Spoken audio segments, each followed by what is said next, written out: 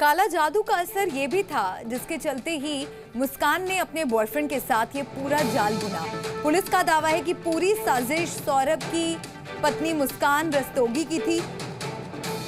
इसी प्लानिंग के तहत प्रेमी साहिल और मुस्कान ने सौरभ की हत्या की।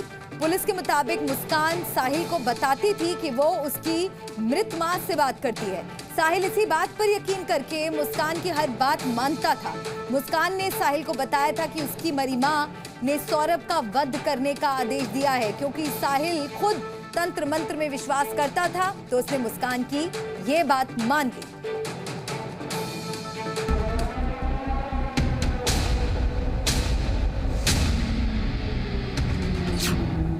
आरोपी बॉयफ्रेंड और मुस्कान का वध करने का आदेश।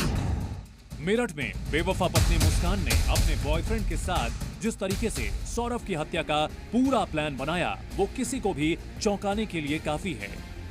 मुस्कान जो कि गिरफ्तार होने के बाद भी सिंदूर लगाई थी, वो पुलिस को हत्या से जुड़े ऐसे राज बता रही है जो कि इस हत्याकांड को और घिनौना बनाता जा रहा है।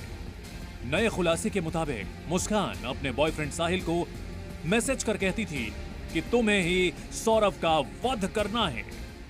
पुलिस के मुताबिक मुस्कान ने कई महीनों से सौरभ की मौत की प्लानिंग की हुई थी और वो इतनी शातिर थी कि साहिल की मरी हुई मां बनकर उसके साथ स्नैपचैट से बात करती थी और उसी आईडी से उसने साहिल को वो मैसेज किया जो कि सौरभ की हत्या की वजह बना। मुस्कान ने स्नैपचैट से साहिल की मां बनते हुए मैसेज किया कि साहिल तुम्हें सौरभ की हत्या करनी है, ऐसा करके ही मेरी आत्मा को शांति मिलेगी। साहिल की मां 17 साल पहले मर चुकी थी और जब मुस्कान ने उससे तंत्र मंत्र के जरिए बात करने के बारे में कहा तो साहिल ने उस पर यकीन कर लिया। इसकी वजह थी उसका खुद इससे जुड़ा होना। मुस्कान ने साहिल को ये यकीन दिला दिया कि इसके बाद साहिल और मुस्कान की जिंदगी आराम से गुजरेगी।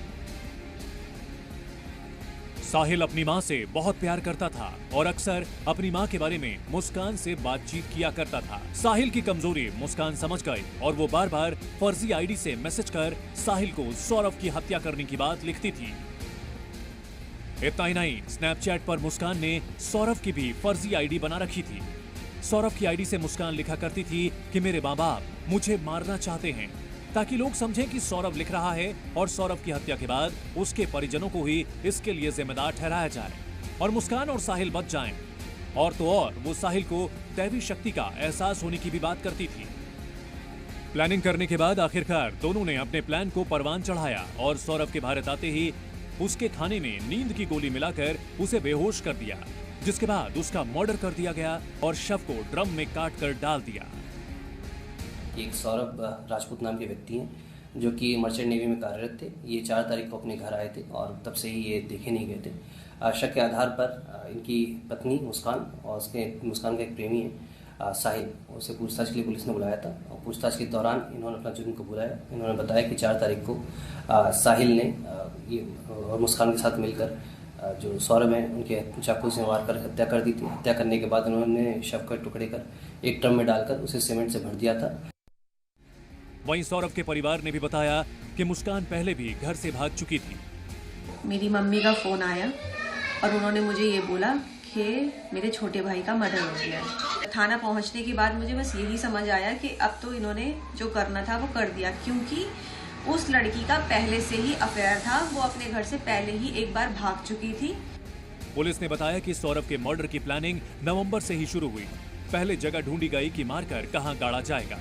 इसके बाद मुस्कान ने 22 फरवरी को 800 रुपए में 2 चाकू भी खरीदे, जिसका इस्तेमाल मर्डर के लिए किया गया। ब्यूरो रिपोर्ट, जी मीडिया।